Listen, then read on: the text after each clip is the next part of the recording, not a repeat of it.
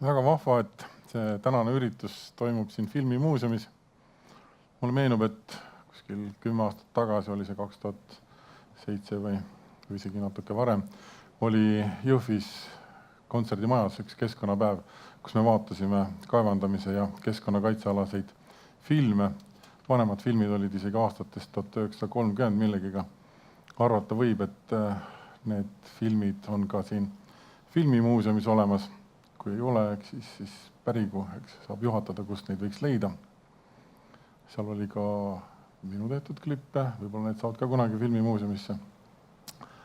Aga nagu need suuremad mehed on öelnud, mitte sellest ei tahtnud ma täna rääkida, vaid hoopis kaevandusvee sette basseinist ammendatud kamberblokkides.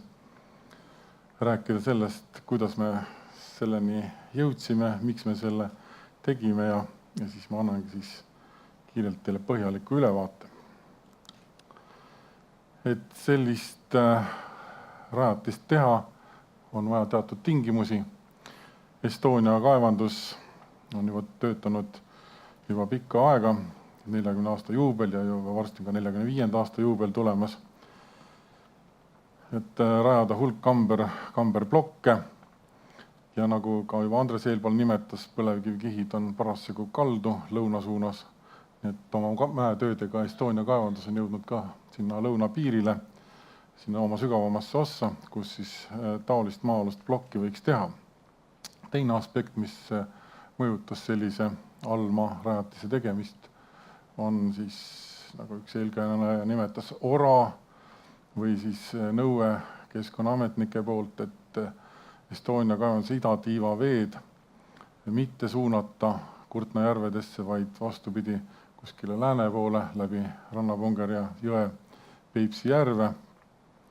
Ja isegi kirjutati kaevandusvee erikasutusloasse nõue, et teatud ajal nagu lõpetada see pumpamine. Aga hiljem saadi targemaks ja natuke see mõte muutus, kuid tegevus oli käima lükatud, allmaa sette basseini tegemine ja kaevandusvete ümberjuhtimine juba käivitatud. Ja Kurtna kaitseala on Estonia kaevanduse idapiiril. Estonia kaevandus on üldse ümbritsetud mitmest kaitsealast. Me oleme pidevalt keskkonnakaitsjate valvsa tähelepanu all. Nüüd siis teine eeldus, et oleksid kamberblokid, ala, kuhu saaks sette basseini rajada. Ja Estonia kaevanduses valdav kaevandusviis ongi kamberblokid. Seal on pilt ka tervikutest. Valdavalt on nad kuskil 6x7, 6x8, umbes 30-35% jääb meil maa alla sinna tervikutesse. Nii, liigume edasi. Mäetööd on alati sellises, et mis põhjustavad küllaltki palju tolmu, igasugused puru, teket erinevates etappides, on need siis puurimistööd või lõhkamistööd või raimamistööd või siis laadimine või transport või siis soonte sisse soonimine või vee äravoolu kraavide rajamine, šurfide tegemine. Igal pool tekib hulga tolmu ja puru. Nii, ja kaevandusvesi, tahes-tahtmata kaevandusse koguneb vesi. Veekogused on seotud meil otseselt sademete hulgaga. Graafiku pealt on siin kenasti näha, et nii nagu sademete hulk liigub, nii liigub ka kaevandustest ja karjääridest välja pumbatav vesi. Nii Estonia kaevandus kui Narva karjäär pumpavad aastas välja umbes 60-65 miljonit kuupmeetrit. Need on viimase 3 aasta, ütleme keskmised. Aga on olnud aegu, kus on pumbatud oluliselt rohkem, et Estonias isegi üle 90 miljoni kuupmeetri aastas. Ja siin on pilt ka kõrval ühest surfist, läbilõige, et Estonia kaevanduse kohal on mitu veekihti. Estonia kaevandusvee allikaks ongi peamiselt vabapinnaline põhjavesi, mis otseselt on mõjutatud sademete hulgast. Kaevanduskäikudes on kuskil, ma olen ise geoloogina kunagi ära mõõtnud, keskmiselt 25-30 meetri tagant on ikka laes üks lõhe ja enamusest neist tuleb vett. Eriti palju vett on karstivööndite läheduses. Nii, nüüd vee kõrvaldusest. Maa peal, mida on võimalik näha, on hulk torusid, pumbajaamasid, settebasseinid, veekraavid, kanalid. See, mis maa all on, saavad näha ainult need, kes seal on külastanud, käinud või töötavad. Maa all on siis meil pumplad, on veekõrvalduskraavid ja siis võime öelda ka, et üks Alma settebassein. Kõigi selle rajatiste taristu eest tuleb ju hoolitseda, puhastada kraave, et see vesi kenasti ära voolaks. On koprad, kes meil seda tööd kogu aeg raskemaks teevad. Eks seda setet ka koguneb sinna. Ja et vesi puhas oleks, siis on meil pidevalt seire peal. Aga palun nüüd videoklipp pumplast number 31. Pumpla number 31 on suhteliselt vana pumpla. Siin oli näha siis veekogurit, siin maa all. See ei ole väga suur. Pumpasid on selles pumplas 6 ja pumpade tootlikkus on umbes 1000 kuupmeetrit tunnis. Ja me oleme kaasajastanud seda pumplat. Kõik arvestus käib läbi elektrooniliste kappide, kus siis mõõdetakse ära, mitu tundi on see pumpla töötanud, millised pumbad, kas tootlikkus on suurenenud, vähenenud. Aga pumplad on, nagu ma ütlesin, ikka vanad ja tahavad uuendamist. Pumbad on samuti päris pikka aega seal töötanud. Seepärast oli siis ka uue pumpla rajamisel võimalik vanadest pumplatest kogemused üle võtta ja uut siis rajama hakata. Nüüd siis settebasseinist, seal üleval paremal nurgas on siis näha need kamberblokid, kuhu see settebassein rajati. Ja tuli teha üsnagi palju betoontöid. Need 17 avaust tuli kinni müürida. Selleks siis palgati allettevõtja, kes sai maa pealt lasi siis spetsiaalselt puurauku mööda seal betooni alla, transportis autodega kohale, ehitas need betoontõkked. Tõkked rajati, võiks öelda nii nagu hambadriftid, seintesse veel sooniti, et need vastu peaks, sest et tõkkete taga on kohati 4 meetrit vett. Seal all pildil pumpla seina taga ongi see kõige suurem veemassiiv seal. Ja maa peal on ainult pumpade torud, otsad kraavi poole ja ainult 0,8 hektarit. Nii, ja vesi juhitakse meil peamiselt Jõuga kraavi, sealt edasi Rannapungere jõkke ja Peipsi järve ja nii edasi. Palun nüüd käivitada video 383. Nüüd on siis siin uus pumpla. Uut pumplat külastasid ka valdade juhid, et näha, mis seal maa all on, kuidas need pumbad on. Näete, pumbad on hoopis kaasaegsemad, sellist tehnikavärki on rohkem, automaatmõõturid, kõik, nii muidugi nadi võrrelda, aga on umbes nagu korteriski, kui palju vett läbi läheb, nii palju ka siis mõõtur näitab, samamoodi on ka siin võimsad pumbad maa peale. Seal on 8 pumpa ja nende tootlikkus on juba kordi võimsam, 2400 kuupmeetrit tunnis. Sellest 8 saab korraga töötada 6 pumpa, teised 2 on siis reservis. Siin on siis väike vaade sinna Alma settebasseini, nii palju näebki, sest vesi on tõusnud kõrgemale kui kambrid. Ja samuti kõike juhitakse, kõike saab vaadata läbi selliste arvutiprogrammid ja kõik on digitaliseeritud. Need kõik on kontrolli all, nagu armastatakse öelda. Nii kui me võrdleme nüüd tavalist settebasseine, mis meil seal maa peal on, ja Alma settepumplat, siis siin nendest numbritest on efektiivsus kohe näha, et pindalalt oluliselt väiksem maapealne osa, aga Alma see maht on tohutult suurem. Ja settimisaeg on ka oluliselt suurem, 5 korda suurem. Vesi peab saama sealt päris hästi settida. Proovin seda Tallinna vett siis. võin julgelt öelda, et sulfaate on siin ikkagi oluliselt vähem ja heliumit võiks natuke rohkem olla, eks. Aga päris hea vesi. Nii, Sette basseinil on hästi palju eeliseid. Siin lugema hakata, et maa peal mets jäi alles ja töid palju vähem ja puhastab rohkem ja lõpuks on ka maksumus oluliselt väiksem. Me nüüd selle uue Sette basseini rajamisega saame võtta ka enda peale ülemiste basseinide koormused, ülemiste pumplate koormused ja puhastada neid basseine. Nüüd selle graafiku pealt on näha, kuidas pumpla 383 osatähtsus tõuseb. Kui 15. aastal teda veel ei olnud, 16. aastal ta läks siis käima päris aasta alguses ja ta on enda peale võtnud päris suure osa võrreldes endiste nende pumplatega. Nii et vanu pumplaid saame tasapisi renoveerida. Efekt on kohe siin silmaga näha, kuidas veekogus pumplas 383 kasvab ja samal ajal Sette bassein number 6, mis on selle pumplaga seotud, selle osatähtsus oluliselt suureneb. Et kui enne oli helium ikka päris kõrge basseinides, nüüd on ta tänu sellele uuele Sette basseinile väike ja vähem peame ka selle eest raha maksma.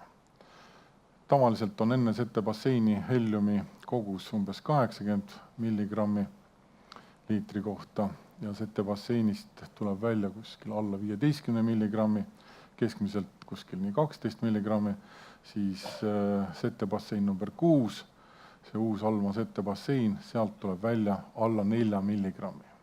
See on juba alla selle piiri, mida laborid suudavad täna määrata. Nüüd vesi on ikkagi päris puhas. Et kui paneksin teise klaasi siia kõrvale Sette bassein number 6 veega, ega siis väga vahet ei teeks. Nii et jalajälg looduskeskkonnas on ikka päris palju selle kaevandusvee osas vähenenud.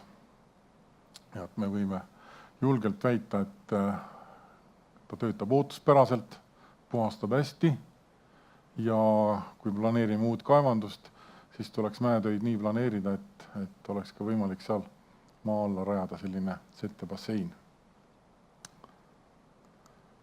Kui me nüüd võrdleme hinda, mis maa peale rajati, siis võib öelda, et ta on isegi odavam. See muidugi sõltub sellest, kuidas on maa peal geoloogilised tingimused, et kas uue maa peal Sette basseini rajamisel on niisugune hea savikas aluspõhi. Kui ei ole, siis tuleb rajada kas vallid või maapinda isegi langetada, nagu seda tehti Viru kaevanduses. See teeb kõik need tööd oluliselt kallimaks. Aga lisaks Sette basseinile tuli rajada ka pumpla. Pumpla hind oli üle 3 miljoni euro. Nii et me saime siin oluliselt kokkuhoidu nii rahas kui maakasutuses ja tuleb märkida, et hiljem, kui kaevandust suletakse, seal ühel slaidil oli kirjas, et Estonia kaevandust on jäänud umbes 14 aastaks, siis korrastustöid on oluliselt vähem. Nüüd siis tiimist, kuna me hindame, et see projekt oli ikkagi niivõrd super-muper projekt, et osa sellest tiimist sattus isegi Eesti Energia kalendri ühele lehele. Nii et seal on kenasti need nimed ära toodud ja peale selle kindlasti tuletaksin meelde, et Rein Kaarlep oli tol ajal kaevanduse juht, kelle ajal nagu see idee käima lükati ja ka ära tehti lõpuks. Ja tuleb ära mainida, et tänu sellele pumpla rajamisele kohalikud vallad enam ei tülitse, sest et vesi kogunes Mäetaguse vallast, aga pumpla oli rajatud Iisaku valda. Iisaku vald sai sealt päris kena raha. Kui pumplat rajati, nagu alati, et ei lähe ju kohe kõik nii nagu plaanitud, kipub nagu venima, siis Iisaku vald ikkagi küsis kogu aeg, et millal te ometi valmis saate, et koolimajale on ju vaja uus katus panna. Nii et see keskkonnaraha, mida vallad saavad, on ikkagi väga-väga oluline. ja tänu sellele siis nüüd on siis Alutaguse vald kohe moodustunud ja vallad omavahel enam ei tülitse. Ja ongi minu poolt siis kõik. Igas tegemises on alati üks väike kala sees, nii et kaevandusvees on ka kala, jah. Kui on küsimusi, palun. Jah, aitäh. Aga ära siis veel ära jookse, et võib-olla meil on siiski küsimusi. Nii.